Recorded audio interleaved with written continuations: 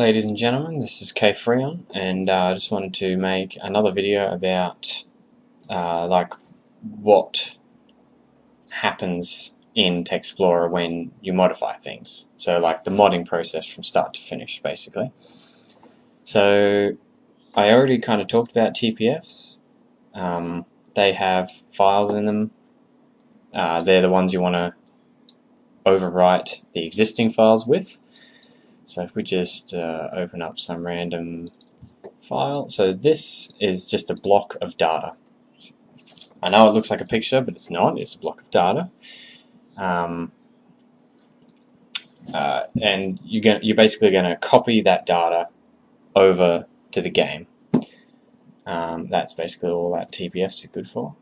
Now, before I continue, this is my interpretation of things. I could be wrong. I could be so badly wrong. So I don't want to hear anyone running off to Warren Avoider and saying, but K Freon said this. Don't.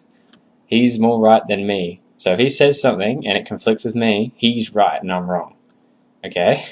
And if you're going to go off and do something with this information, check it first.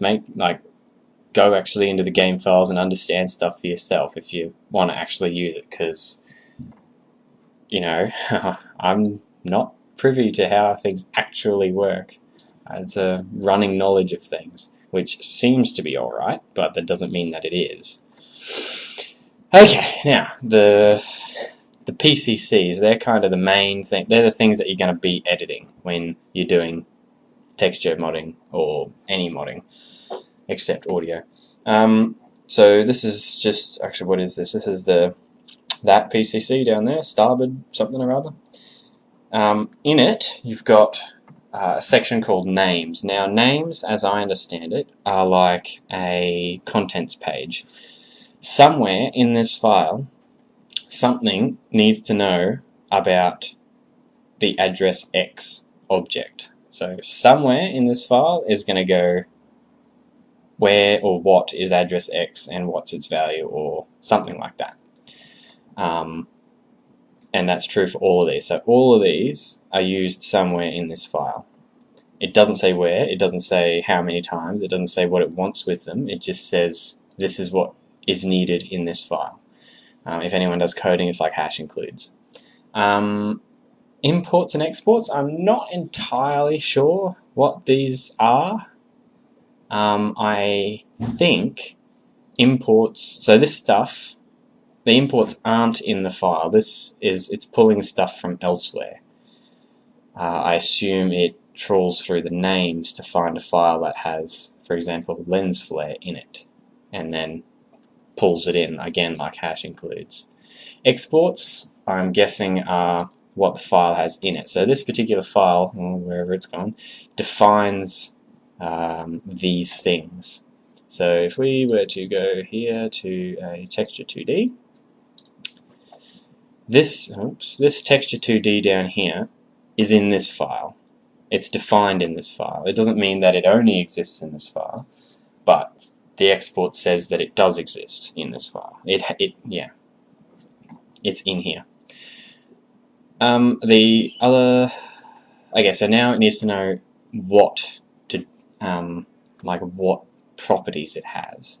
So if we go, how do you do this? Interpret. Okay, so this is the texture that we were just looking at. At the moment, you know nothing about it. You don't know where it is, you don't know what it looks like. So this is what tells you these things. The TFC good, don't worry about that, it's just an identifier. Now, the texture file cache name. So TFC, texture file cache, is where the image data is actually stored. So I said before that the image in the TPF is just a block of data. So the texture file cache is a block of data. It's a box where you put all those blocks of data.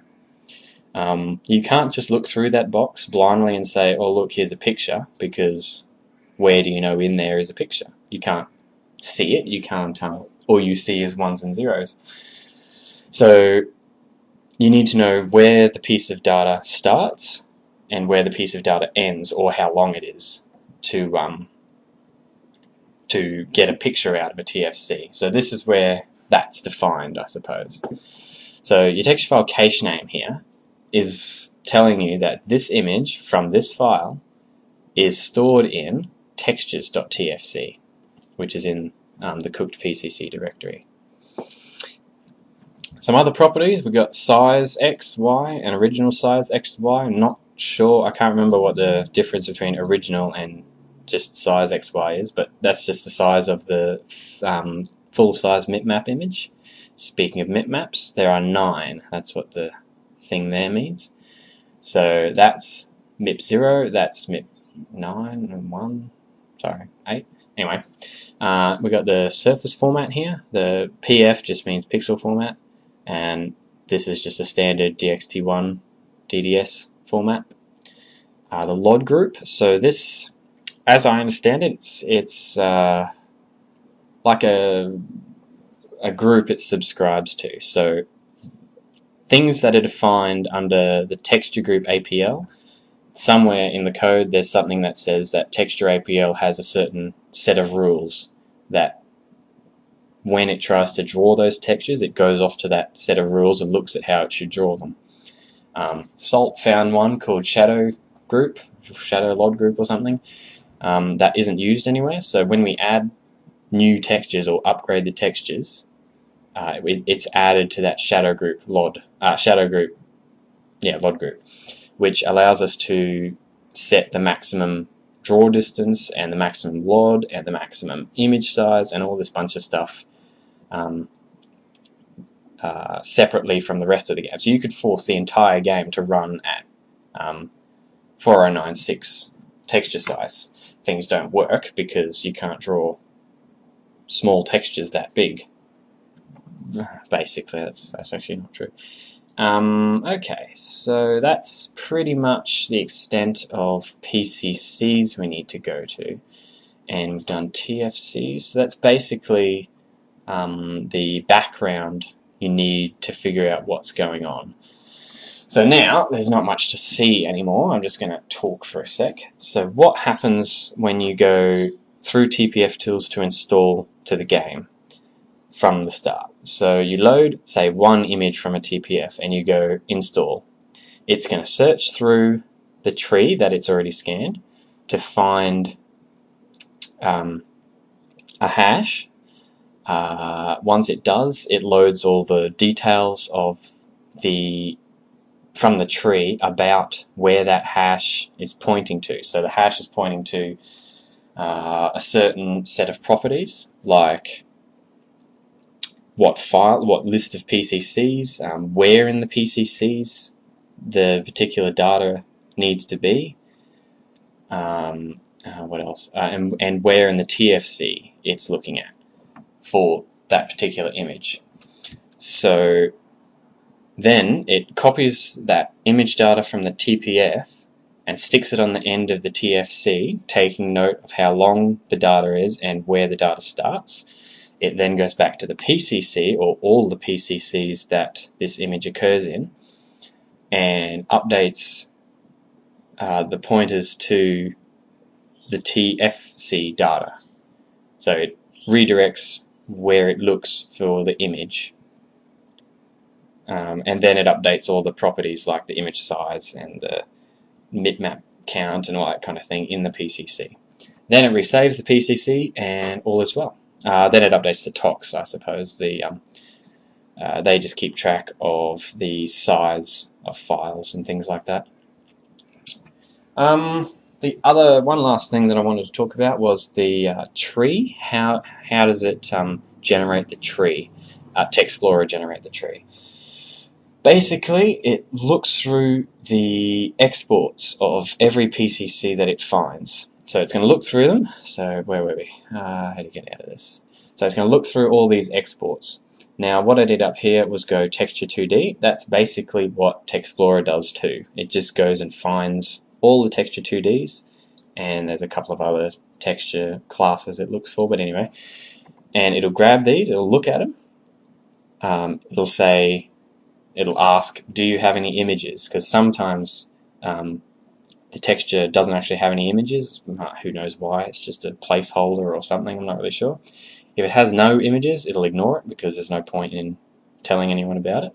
If it does have images, it'll ask a whole bunch of questions like how many MIPS do you have, how big are they, all this kind of stuff, and store all that data. And then it will draw a pretty little tree, if I can find text flow. Am I just super blind? There it is. Okay, so then, yeah, it collects all of this information. So it wants to know the name of the file, the name of the texture, the name of, sorry, the format, the size, LOD group, hash, which it calculates. Now that's the main thing. A lot of people ask all the time, why do I have to vanilla my files, or why can't I install Mayhem or ThaneMod before I do a scan, or something to that extent? Because when it calculates this TextMod hash right here, it uses the data of the file to do it. So it looks through the file, it does a whole bunch of maths on all the data of the image. So it basically looks at the image and says, it looks like 2D2A926 blah blah blah. If you've edited it, that hash is going to be different, right? That should be kind of obvious if it's looking at the data of the file. Which means if you scan on modified files, you get different hashes for certain things, for the modified textures. So then, when someone gives you a TPF, your hashes are all different, which means they don't match up and you can't use them. That's like the best thing that can happen if you scan on modified files. If you do it wrong, if you do something else, like if you're editing meshes or I don't even know, a whole bunch of other stuff in PCCs, and then you try and scan, it could just crash and you'll get nothing, and then you'll come running to the forum and say, why isn't this working? And we'll tell you to vanilla your files. So don't scan on modified files. We're just going to tell you to vanilla and do it again.